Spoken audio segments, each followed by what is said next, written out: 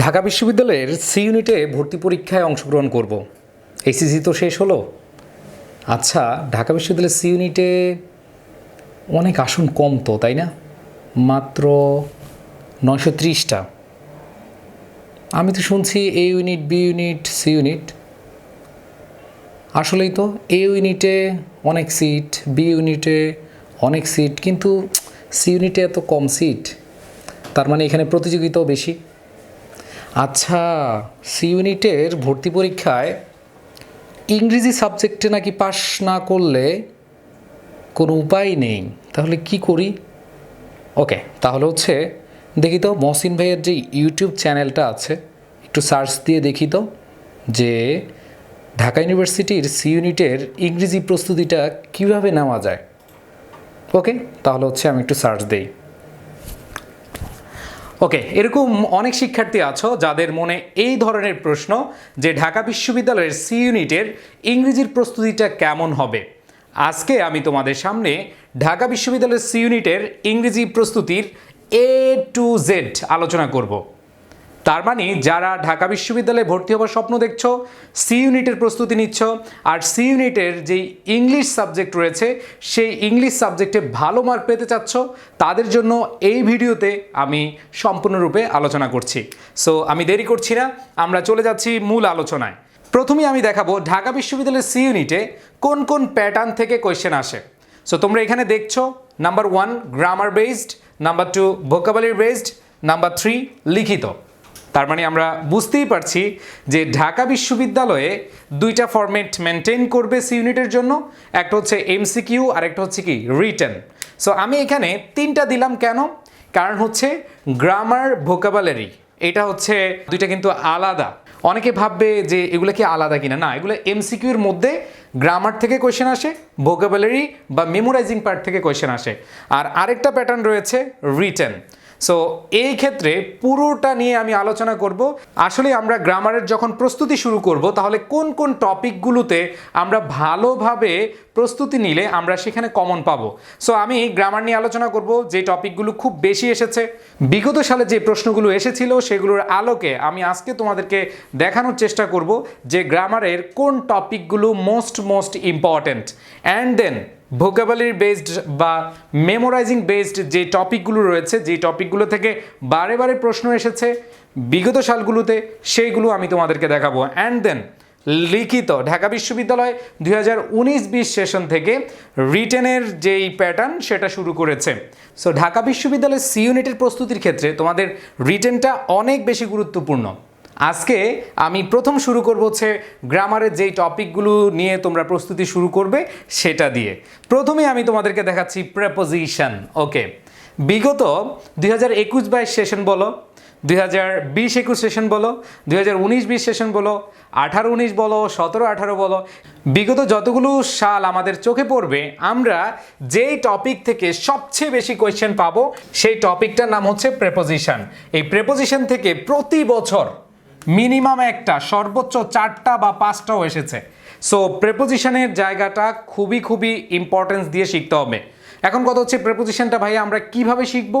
আমরা প্রেপোজিশনের 2টা জায়গা খেয়াল করব, একটা হচ্ছে বেসিক ইউজেস আর আরেকটা হচ্ছে আমাদের অ্যাপ্রোপ্রিয়েট প্রেপোজিশন। সো এই 2টা টার্ম যারা ভালো করবে তারাই কিন্তু প্রেপোজিশনে একটা আসুক, 2টা আসুক, 3টা আসুক, 4টা আসুক, তারা কিন্তু খুব সঠিকভাবেই অ্যান্সার করে আসতে পারবে।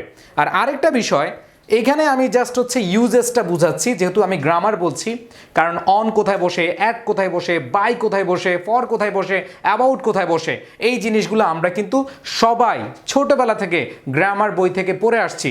সো আমি বলবো স্কুল জীবনে, কলেজ জীবনে যেই প্রেপোজিশন তোমার পড়ার কথা ছিল, তুমি যদি পড়ে থাকো তাহলে তো ভালো, আর না পড়ে থাকলে তোমাকে অবশ্যই সেগুলো আবার রিভিশনে নিয়ে আসতে হবে, মানে আবার নতুন করে পড়তে হবে, যারা পড়েছো রিভিশন আনতে হবে। ওকে, আচ্ছা, এরপরে যে টপিকটি সেটা হচ্ছে subject verb agreement. Most important, very important যে topic subject verb agreement, C ইউনিটের স্টুডেন্টদের জন্য অনেক গুরুত্বপূর্ণ সাবজেক্ট ভার্ব এগ্রিমেন্ট। তোমরা যদি বিগত সালের প্রশ্ন দেখো, তোমরা খেয়াল করবে যে সাবজেক্ট ভার্ব এগ্রিমেন্ট থেকে অনেকগুলো প্রশ্ন এসেছে। সো এটাকে অবশ্যই গুরুত্ব দিয়ে তোমাদের প্রস্তুতি নিতে হবে। And then tense and sequence of tense. আচ্ছা, সেই ছোটোবেলা থেকে আমরা স্কুলে থাকছি যখন, কলেজে থাকছি যখন, তখন আমাদেরকে কিন্তু টেন্স পড়িয়েছে। এমন কোনো ক্লাস আমাদের বাদ নেই যেই ক্লাসে আমাদের টেন্স ছিল না। সো ঢাকা ইউনিভার্সিটির প্রস্তুতি নিতে গেলে তোমাদেরকে ইংরেজির ক্ষেত্রে অবশ্যই টেন্স অ্যান্ড সিকোয়েন্স অফ টেন্সকে অগ্রাধিকার দিয়ে প্রস্তুতি নিতে হবে। এরপরে আরেকটা খুবই গুরুত্বপূর্ণ topic, right form of verb. Right form of verb, এই যে রাইট ফর্ম অফ ভার্ব বলি, সাবজেক্ট ভার্ব এগ্রিমেন্ট বলি, tense and sequence of tense বলি, এগুলো তিনটাই কিন্তু একই সুতো গাঁথা। সো তোমাদেরকে বলবো যে এই প্রস্তুতিটা হোক তোমাদের একবারে নির্ভেজাল। যারা ইংলিশ বেসিক নিয়ে ভয় পাও, অনেকে বলবে ভাইয়া আমার ইংলিশের বেসিক ভালো না, আমি ইংলিশ পারি না, আমি তোমাদেরকে বলবো ফার্স্ট অফ অল তোমরা এই তিনটা টপিকে, এই যে তিনটা টপিক আছে, সাবজেক্ট ভার্ব এগ্রিমেন্ট আছে, রাইট ফর্ম অফ ভার্ব রয়েছে, tense and sequence of tense রয়েছে, এই তিনটা টপিকে তুমি পাক্কা খেলোয়াড় হও ইনশাল্লাহ। এই জায়গাটা আমি বলছি বেসিকে কারো দুর্বলতা থাকবে না, কারণ আমরা জানি একটি সেন্টেন্সের প্রাণ হচ্ছে সাবজেক্ট ভার্ব, আর টেন্সের কাজ হচ্ছে ভার্ব নিয়ে, রাইট ফর্ম অফ ভার্বের কাজ হচ্ছে ভার্ব নিয়ে, অ্যান্ড সাবজেক্ট ভার্ব এগ্রিমেন্ট এইখানে কি ভার্বের কাজ।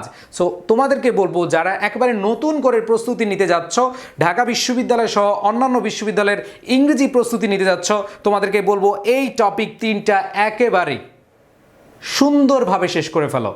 আশা করি তোমাদের যে ভয়, ইংরেজির ভীতিটা, সেটা থাকবে না।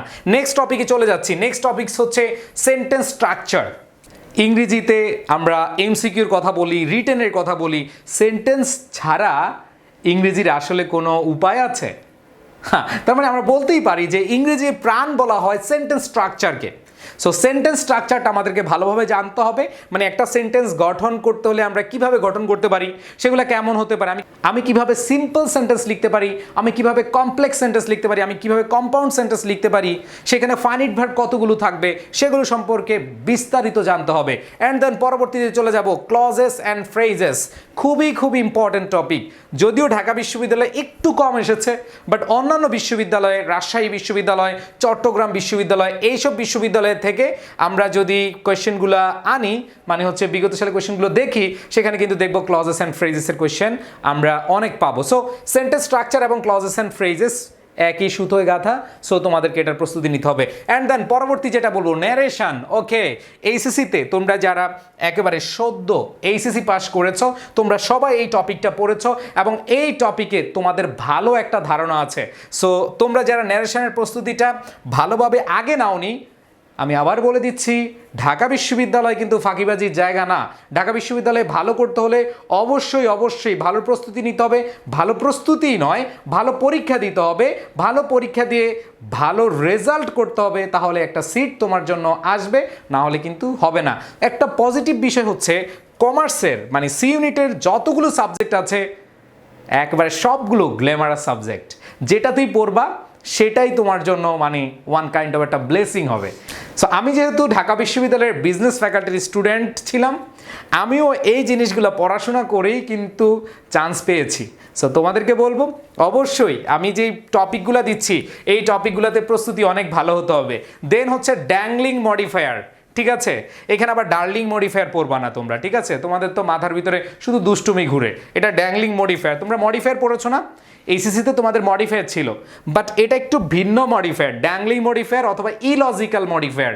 এই ইলজিক্যাল মডিফায়ার নিয়ে আমি তোমাদেরকে বলবো, অনেকে হয়তো পড়ো নাই, বাট তোমরা যারা প্রস্তুতি নিচ্ছ তারা হচ্ছে এই জিনিসগুলো পাবে, কোনো ভয় নাই, প্রস্তুতি নতুন করে নিলে হবে। খুব সহজ, বুঝতে পারলে আরও সহজ। এরপরে আসো নেক্সট, পার্টস অফ স্পিচ। ওকে, তোমরা দেখতে পাচ্ছ পার্টস অফ স্পিচ। আসো, পার্টস অফ স্পিচ থেকে কি ধরনের প্রশ্ন আসতে পারে? ধরো একটা ওয়ার্ড দিয়ে দিল, সি ইউনিটে একটা কোয়েশ্চেন ছিল এরকম, জানো? সেটা হচ্ছে the parts of speech of predict, অথবা predict is a noun, pronoun, adverb, adjective, এরকম কোয়েশ্চেন কিন্তু এসেছিল। সো তোমরা কিভাবে এটাতে ভালো করবে সেটার ক্ষেত্রে আমি বলবো identification of parts of speech তোমাকে ভালো করে জানতে হবে। একটি সেন্টেন্সের কোথায় নাউন বসে, একটি সেন্টেন্সের কোথায় প্রোনাউন বসে, একটি সেন্টেন্সের কোথায় অ্যাডজেক্টিভ বসে, সেটা আগে তোমার কি করতে হবে? জানতে হবে। এরপরে আমি তোমাদেরকে নিয়ে যাব পার্টস অফ স্পিচের পরে গুরুত্বপূর্ণ যে আলোচনা, সেটা হচ্ছে noun and determiner. Noun and determiner যে টপিকটা আছে, এই টপিকটাতে অনেক ভালো প্রস্তুতি থাকতে হবে, কারণ বিগত সালে যদি আমরা প্রশ্ন দেখি, এখান থেকে প্রশ্ন এসেছে। এখন অনেকেই বলবে ভাইয়া আপনি এতগুলো টপিক দিচ্ছেন কেন? আরে ভাই, তোদের পরীক্ষা কি আগামীকাল? তোদের পরীক্ষা কি 2 দিন পরে? তোদের পরীক্ষা কি 4 দিন পরে? তোদের পরীক্ষা কি 1 সপ্তাহ পরে? এখনও হাতে অনেক সময় আছে।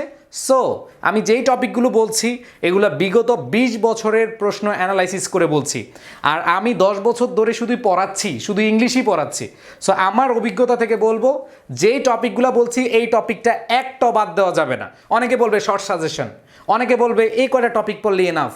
ভাই, এইসব ফাউল কথা বাদ দিয়ে তোমরা হচ্ছে এই জিনিসগুলো পড়বা, ইনশাল্লাহ ভালো রেজাল্ট হবে। এরপরে খেয়াল করো প্রোনাউন থেকে কিন্তু বিগত সালের সি ইউনিটে তোমরা যদি একটু খেয়াল করো, তোমরা যদি বিভিন্ন প্রশ্ন ব্যাংক দেখো, প্রোনাউন থেকে কিন্তু প্রশ্ন এসেছে। সো এই ক্ষেত্রে রিলেটিভ প্রোনাউনটা মোস্ট ইম্পর্ট্যান্ট। অ্যান্ড দেন পরবর্তীতে চলে যাব অ্যাডজেক্টিভ অ্যান্ড অ্যাডভার্ব এবং কম্প্যারিজন। আমরা জানি কম্প্যারিজন করা হয় অ্যাডজেক্টিভ এবং অ্যাডভার্বের। So comparison of adjective adverb, এই টপিকটা তোমাদের ভালোভাবে পড়তে হবে। আর অ্যাডজেক্টিভ অ্যাডভার্ব তো এটার মধ্যে আছেই। সো তোমাদেরকে অ্যাডজেক্টিভ অ্যাডভার্বের যে ব্যবহারগুলো আছে, একটি সেন্টেন্সে কোথায় অ্যাডজেক্টিভ বসে, কোথায় অ্যাডভার্ব বসে, সেগুলো তোমরা তো জানবে। সাথে কম্প্যারিজন মানে ডিগ্রি, এটা তোমরা একটু ভালো করে পড়বে। এরপরে যেটা হচ্ছে ভার্বের কিছু প্রকারভেদ আছে, যেমন modal verb, causative verb, subjunctive verbs. আমি আবার বলছি, সেটা হচ্ছে modal verb, causative verb, subjunctive verb. এই ভার্বগুলো সম্পর্কে তোমাদের ভালো আইডিয়া থাকতে হবে, না হলে কিন্তু পরীক্ষার হলে তোমরা সঠিকভাবে অ্যান্সার করতে পারবে না। এরপরে চলে যাব আমাদের পরবর্তী টপিক, ভয়েস। ভয় পাওয়ার কিছু আছে না? Voice, active voice, passive voice আমরা কিন্তু ছোটবেলা থেকে পড়ে আসছি, মনে আছে না? সো এই ক্ষেত্রে নতুন কোনো টপিক না, আশা করি তোমরা একটু ভালো প্রস্তুতি নিলে ভালো করতে পারবে। অ্যান্ড দেন ইনভার্সন, এটা আমি বলবো না যে তোমরা আগে থেকে পড়ে আসছো, ইনভার্সনটা নতুন টপিক, বাট খুবই সহজ। তোমরা আমার ইউটিউবে গেলে দেখবা ইনভার্সন দিয়ে একটা টপিক আছে, আমি একটা ক্লাস নিয়েছি, জাস্ট ক্লাসটা করলে ইনশাল্লাহ হয়ে যাবে। এরপরে দেখো পরবর্তীতে অ্যাফার্মেটিভ অ্যান্ড নেগেটিভ এগ্রিমেন্ট। দেখো আগের যে টপিকটা আমি তোমাদেরকে পড়িয়েছিলাম বা লিখিয়ে দিয়েছিলাম সেটা হচ্ছে সাবজেক্ট ভার্ব এগ্রিমেন্ট, আর এটা হচ্ছে অ্যাফার্মেটিভ অ্যান্ড নেগেটিভ এগ্রিমেন্ট। খুবই সহজ, এই টপিকগুলো যারা আগে থেকে পড়োনি ইনশাল্লাহ আমি এই ক্লাসগুলো নিব। তোমরা যারা পেড কোর্সে আছো তারা তো অবশ্যই ভালো কিছু পাবা, আর যারা পেড কোর্সে নাই তারা আবার ভাইবো না যে মহসিন ভাই আমাদের জন্য কিছু করছে না। আমি কিন্তু দিন রাত ধরে অ্যানালাইসিস করছি, রিসার্চ করছি, তোমাদের একটু হলো যেন উপকার হয়। আমি অ্যাডমিশন নিয়ে প্রায় 60-70টা অলরেডি ভিডিও দিয়েছি। আমি যদি ভালো থাকি মানে সুস্থ থাকি ইনশাল্লাহ আমি তোমাদেরকে এরকম 150-200 ভিডিও প্রোভাইড করব। ওকে, শুধু অ্যাডমিশনের, অন্যান্যগুলো তো আছেই। এরপরে খেয়াল করো, সেটা হচ্ছে আর্টিকেলস। ওফ কি সুন্দর, দেখলেই ভাল লাগে। এ অ্যান্ড দি আর্টিকেলের যে ব্যবহার, আবার অমিশন অফ আর্টিকেল, এগুলো কিন্তু আমরা খুব ভালোভাবে পড়েছি, তাই না? সো ওগুলো আমাদের নতুন করে কিছু পড়ার নাই, জাস্ট হচ্ছে প্র্যাকটিস করলেই হবে। এই প্রস্তুতিটা এভাবেই করলেই চলবে, আলাদা কোনো প্রস্তুতি দরকার নাই। এরপরে যেটা বলবো সেটা হচ্ছে কন্ডিশনালস। কন্ডিশনালস, ইফের ব্যবহার।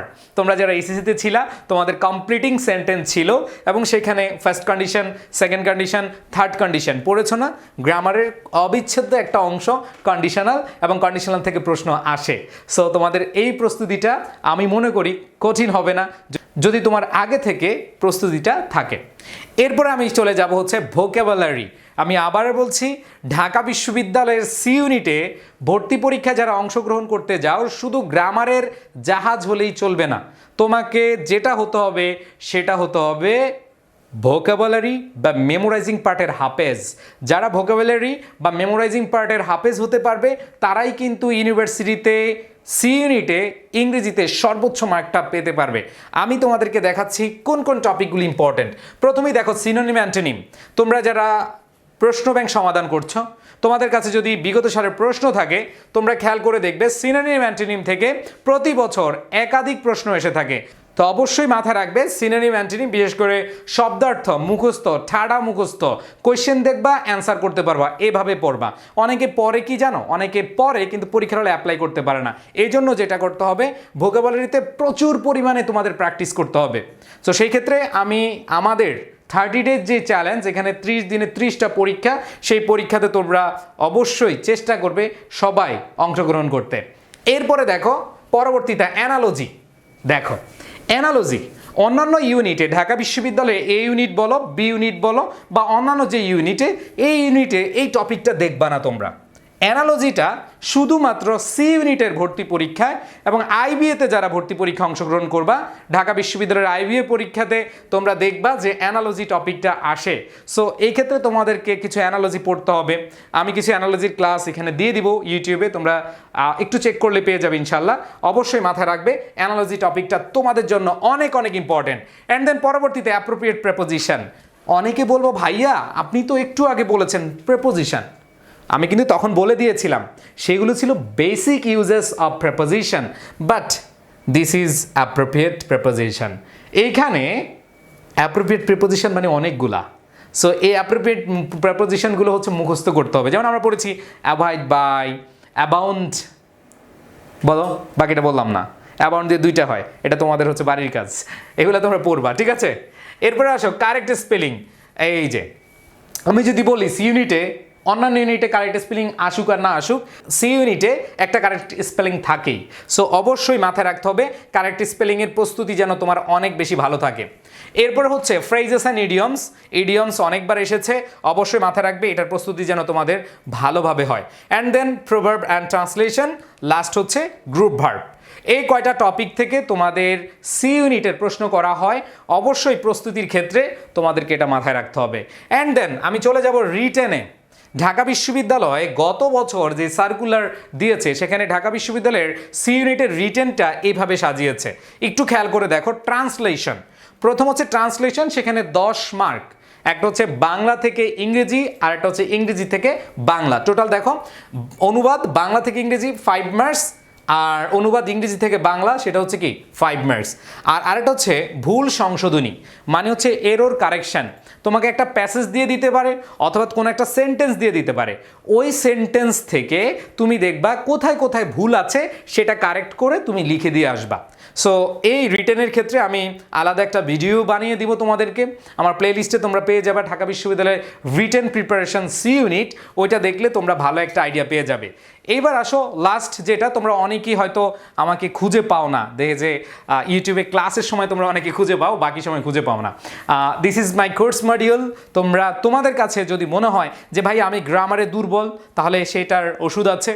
আমি ভোকাবুলারিতে দুর্বল, ভোকাবুলারি পারি না, বিশেষ করে তোমরা দেখবা বাংলাদেশে যদি কোনো চ্যানেল থাকে যেই চ্যানেল শুধু ভোকাবুলারি নিয়ে কাজ করছে, সেটা হচ্ছে সিদ্দিকী মহসিন পাটোয়ারি। তোমরা দেখবা অনেকগুলো ক্লাস আছে ভোকাবুলারির। এরপরে হচ্ছে রিটেন কোর্স, আর তোমরা সি ইউনিটের টেক্সট বুক কোর্স লাগবে না, এটা সি ইউনিটের জন্য না। তবে তোমাদের জন্য এবার একটা সুবর্ণ সুযোগ আছে, যারা সি ইউনিটে রয়েছে তারা কিন্তু বি ইউনিটে পরীক্ষা দিতে পারবে।